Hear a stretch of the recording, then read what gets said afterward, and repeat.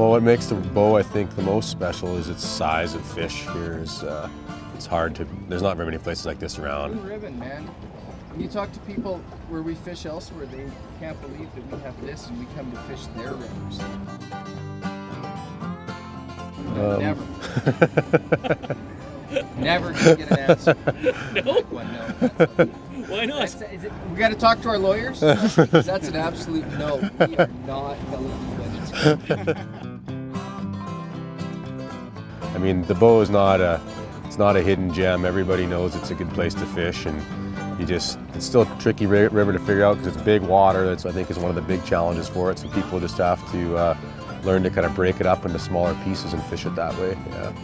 Well, if you look across the expanse here, we got, I don't know how far this would be, 100 meters, and where are the fish sitting? So you got to almost kind of just pick a spot and then just make that as if it's a small river in the little area you're in, and then pick where you think the good spots are within the 20 or 30 meters that you're fishing. So as you're floating down the river, you kind of just read the water, you pick your approach as to how you're going to float down it, and you can't focus on all of it because it's just too expansive.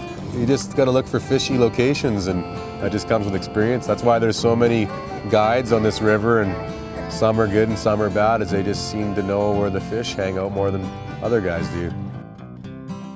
We like the banks. That's what Adam and I like to focus on. We like to fish the banks. When it's too tough to figure out, you can't go wrong with the banks.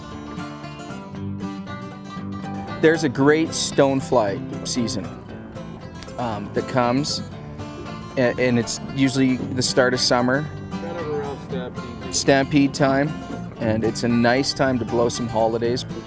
This is nice diamond water right here. You see how it kind of peaks up like little heads of diamonds? Got a little bit of a shimmer. It's a nice depth. Yeah. Nice pace. And a nice pace. What you might call walking pace.